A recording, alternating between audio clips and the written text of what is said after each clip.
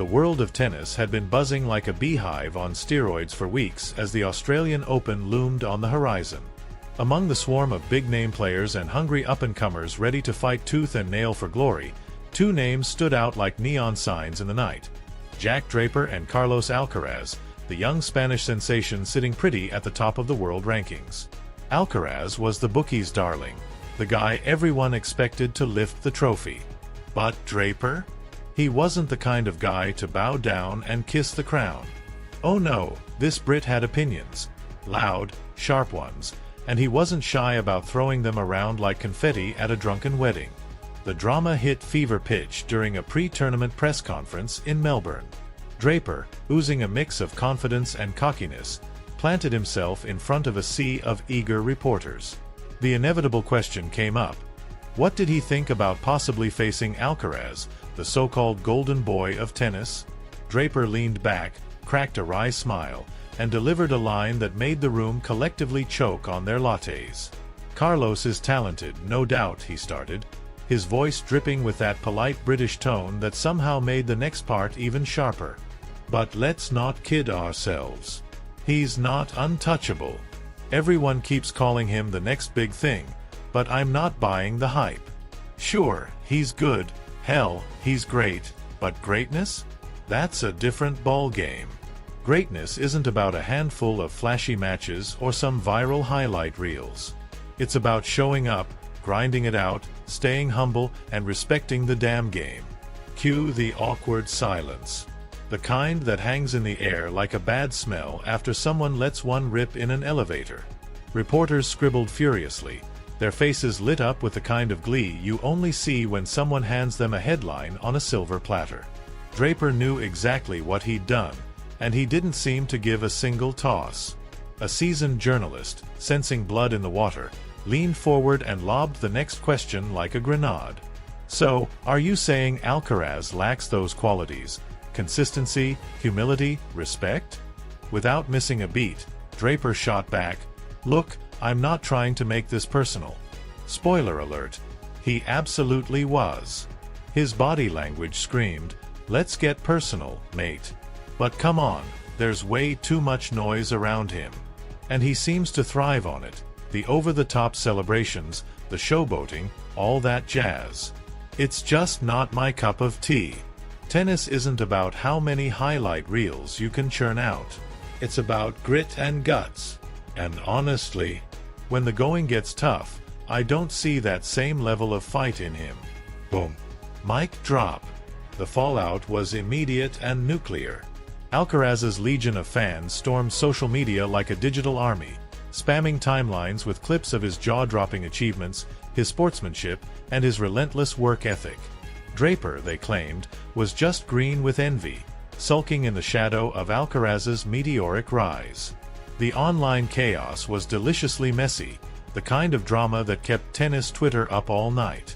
Did Draper backtrack? Hell no. The guy doubled down in follow-up interviews, pouring gasoline on the already raging inferno. "I stand by what I said," he barked, with the subtlety of a bull in a china shop. "If people can't handle it, maybe they're the ones who need a thicker skin, not me." And so, the stage was set. Draper versus Alcaraz wasn't just another tennis match anymore.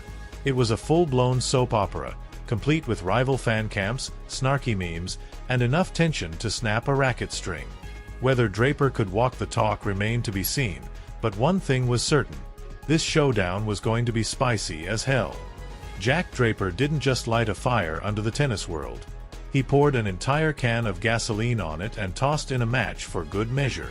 The Brit wasn't holding back, and every single word out of his mouth felt like it was designed to piss someone off. In an interview with a major sports network, Draper, cool as a cucumber, dropped this bombshell: "I'm just speaking the truth. People don't like hearing it because they're so wrapped up in this fairy tale they've built around Carlos. But fairy tales don't win matches. Players do. And I'm here to prove it." The aftermath? Absolute chaos. His words hit the headlines faster than a speeding serve. Experts on every tennis panel from Melbourne to Madrid had a field day dissecting Draper's comments. Some grudgingly admitted he might have a point, saying Alcaraz's flair leaned a little too heavily into the theatrical. Others, however, dismissed Draper's remarks as pure sour grapes, labeling them petty, baseless, and downright salty. The debate spiraled so wildly that even retired legends of the sport couldn't resist wading in. Martina Navratilova, never one to mince words, shared her 2 cents during a roundtable discussion on a popular sports channel. "Jack Draper's entitled to his opinion," she said diplomatically, though the slight raise of her eyebrow suggested she wasn't buying what Draper was selling. "But I think he's underestimating Carlos Alcaraz. That kid has shown maturity well beyond his years and achieved things most players can only dream of. It's easy to throw stones from the sidelines, but results speak for themselves." Of course, John McEnroe, the eternal king of tennis controversy, couldn't resist chiming in with his signature mix of wisdom and mischief. "I like Draper's fire," he admitted with a sly grin. "Tennis needs rivalries. Him calling out Alcaraz spices things up, and honestly, I'm here for it. But let's be real, he's walking a damn tightrope. If he doesn't back up all this talk on the court, it's going to come back and bite him hard." Meanwhile, Carlos Alcaraz, the man at the center of the storm, kept his cool like a true professional. During his own press conference, the young Spaniard gave a response so measured it could have been scripted by a PR team. "I've heard what he said," Alcaraz admitted, his expression as calm and composed as ever. "Everyone's entitled to their opinion. For me, I try not to get distracted by what people say. My focus is on my game, on improving every day and giving my best in every match. At the end of the day, it's the court where everything gets decided. But behind closed doors?" Sources close to Alcaraz let slip that he wasn't exactly shrugging it off. The kid was using Draper's words as fuel, his quiet determination bubbling under the surface. His coach and mentor, Juan Carlos Ferrero, summed it up perfectly. "Carlos isn't the kind to engage in trash talk. But don't get it twisted, he's fired up. He respects Draper as a player, but he's ready to remind everyone why he's number one. His racket will do the talking." As the tournament's draw was revealed, fate played its mischievous hand. Draper and Alcaraz were set on a potential collision course, and the news sent ticket sales into orbit. Fans at Melbourne Park were buzzing, the air practically crackling with anticipation. The clash was hyped as a showdown not just of skill but of philosophies. Draper's no-nonsense power against Alcaraz's electrifying, all-court brilliance. Draper, as ever, wasn't about to tone it down. During a post-practice chat, towel slung over his shoulder, he doubled down on his earlier jabs.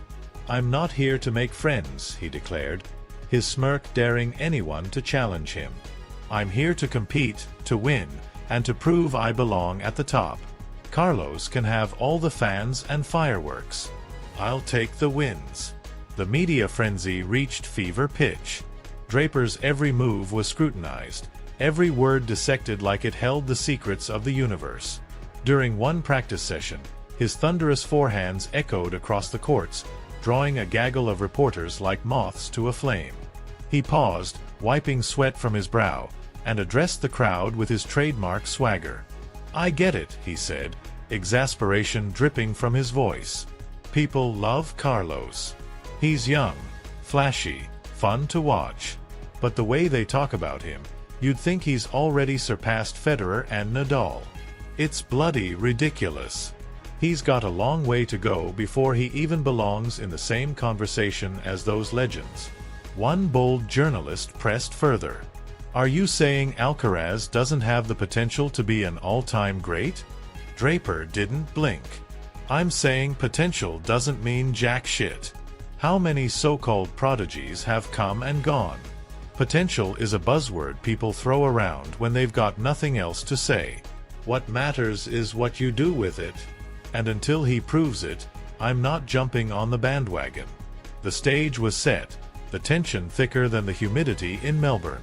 Fans packed the stands, waving flags and banners, their chants turning the stadium into a cauldron of noise. It wasn't just a match anymore. It was a spectacle, a gladiator battle with stakes that went beyond the scoreboard. No matter who won, one thing was certain. The Draper-Alcaraz rivalry had injected a fresh dose of drama into tennis, turning a sport of precision and grace into something raw, personal, and utterly unmissable. Jack Draper wasn't just poking the bear. He was practically waving a red flag in front of a raging bull, and the tennis world couldn't get enough of the chaos. I'm not saying Carlos isn't talented. Hell, he's obviously got skills. But let's not start carving his face onto Mount Rushmore just yet, Draper quipped in an interview that set the internet ablaze. The comment, delivered with his trademark mix of sarcasm and swagger, was the latest grenade he lobbed into the Alcaraz hype machine. The fallout? Utter carnage. Fans of Alcaraz, affectionately dubbed Team Als, took to social media like an army on a mission. Within hours, the hashtag #AlcarazKing was trending. Timelines were flooded with clips of Alcaraz's jaw-dropping shots, and memes mocking Draper's audacity spread like wildfire. One particularly savage post featured a cartoon of Draper trying, and failing, to climb a mountain labeled Carlos Achievements. Ouch. Did Draper flinch? Not a chance. If anything, he seemed to revel in the backlash, feeding off the drama like a reality TV villain who knows he's the star of the show. He even posted a cryptic story on Instagram, a photo of himself mid-forehand, captioned, "Let the racket do the talking." Subtle as a sledgehammer. Meanwhile, Alcaraz's camp stayed tight-lipped. His coach, Juan Carlos Ferrero, was bombarded with questions about Draper's verbal grenades but refused to take the bait. Carlos is focused on his preparation, Ferrero told reporters, his tone as measured as a Swiss watch. He doesn't let these distractions get to him. That's what separates champions from the rest. They know how to block out the noise. But behind the scenes? Oh, there was noise, all right. Sources close to Alcaraz whispered that Draper's comments hadn't gone unnoticed. Carlos is human, an insider spilled. He feels the pressure like anyone else, but he's channeling it into his training. If anything, Draper's words have lit a fire under him. He's more motivated than ever to prove his worth. This wasn't just a tennis rivalry. It was a full-blown culture clash. Draper, brash and unfiltered, relished his role as the sport's self-appointed disruptor. To him, tennis was overdue for a shake-up, and he was more than willing to be the guy swinging the wrecking ball. Alcaraz, on the other hand, epitomized quiet determination and a level-headedness that belied his age. While Draper chased headlines, Alcaraz let his game do the talking, winning fans over with his grit and grace. The contrast sparked heated debates across the tennis world. Was Draper injecting much-needed drama into the sport, or was he trampling on the respect and decorum that tennis held dear? Talk shows, podcasts, and social media forums lit up with arguments. Andy Roddick weighed in during a live stream, saying, "I get where Draper's coming from. I was a fiery player too. Sometimes you need that edge to compete at the highest level. But there's a thin line between confidence and cockiness, and Draper's walking it like a tightrope over a pit of sharks." Boris Becker, never one to shy away from an opinion, was less forgiving. "Tennis isn't a soap opera," he declared on a German sports show. "It's a sport of discipline and respect. Draper should focus on his game instead of trying to win a war of words." For fans, the drama was pure gold. Memes, highlight reels, and fiery debates dominated online spaces. Draper supporters praised his no-holds-barred honesty, calling him a breath of fresh air in a sport often accused of being too stuffy. Alcaraz's fans, meanwhile, celebrated his poise and professionalism, with some speculating that Draper's comments were a calculated attempt to rattle him, a classic mind game before their inevitable clash. The tension reached a boiling point when a Spanish journalist cornered Draper at a press event, asking if he regretted his comments about Alcaraz. Draper, ever the provocateur, grinned like the cat that ate the canary. Regret? Hell no. If anything, I stand by what I said even more now. If Carlos or his fans can't handle a little criticism, that's their problem, not mine. Predictably, this only fueled the fire. Alcaraz's fans saw Draper's words as an attack not just on their favorite player but on the very spirit of the sport. Draper's supporters, however, cheered his unapologetic stance, hailing him as a rebel shaking up a tradition-bound game. As the media circus swirled, the players themselves stayed focused. Draper, despite his fiery rhetoric, was grinding away on the practice courts, perfecting the serve and forehand he'd need to back up his bold claims. Alcaraz, under Ferrero's watchful eye, trained with a quiet intensity, his movements on the court a masterclass in precision and purpose. Both players knew that when the time came, words would mean nothing. It all came down to the court. For Draper, the stakes couldn't be higher. His comments had painted a target on his back, and any misstep would be seized upon as proof that he'd bitten off more than he could chew. For Alcaraz, the challenge was different: to rise above the noise, stay true to his game, and show the world why he was hailed as the future of tennis. The stage was set for an epic showdown, not just of skills but of wills. Two young stars with everything to prove and the world watching. Whether it would end in triumph or disaster for either side, one thing was certain: the Draper-Alcaraz saga had transformed tennis into a spectacle that no one could ignore.